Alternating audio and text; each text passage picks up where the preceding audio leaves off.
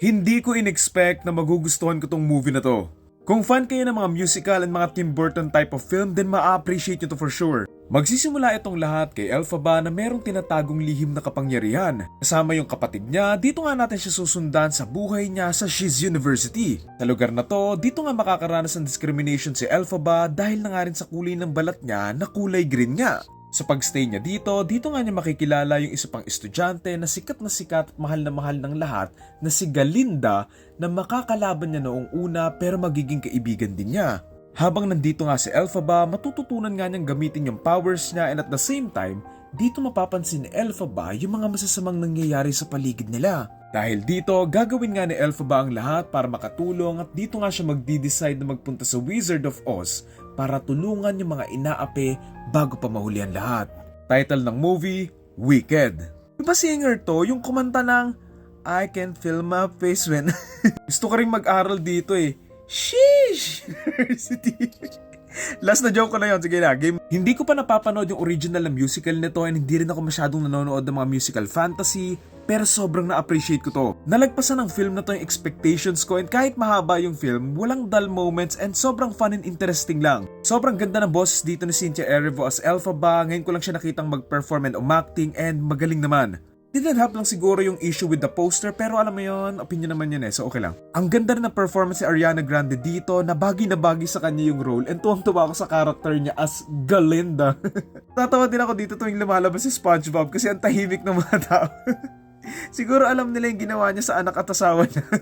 Joke lang yun. Okay, tama na yung chismis. Balik tayo doon sa may movie. Kung fan ka ng mga movie na merong mga musical number, paniguradong ma-appreciate mo to kasi ang ganda ng placement and choreography nila, lalo na ng mga kantahan and sayawan nga, na it didn't feel out of place. Watching this film, it felt like I was watching a 90s or 80s film na parang with Tim Burton-esque nga, siguro dahil na nga rin doon sa practical approach nila na sobrang nakatulong para mas ma-enjoy mo yung magic ng premise nila.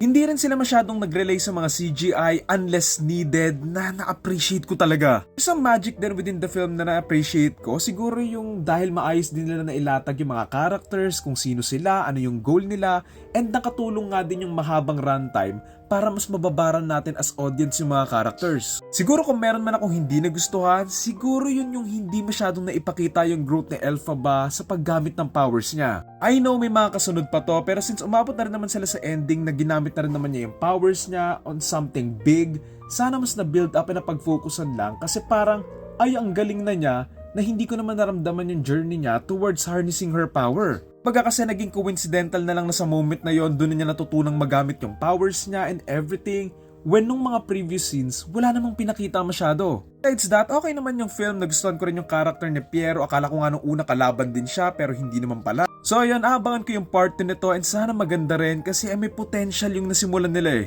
Lastly, sana Marvel could take note on the writing on this film na kung paano nila inintroduce si Elphaba from one film lang na kahit simple lang yung plot, magigets mo kung sino talaga siya and ano yung goal ni Elphaba na pagdating nga doon sa may dulo na nag-ala Doctor Strange na siya, ang ganda panoorin knowing yung buong journey niya throughout the film. Kumbaga kung magkaka-part 2, talagang abangan mo kasi kinakilala mo na yung character eh. Ayun lang naman again ang title na to, Wicked, and ang torta rating ko ay 8 out of 10.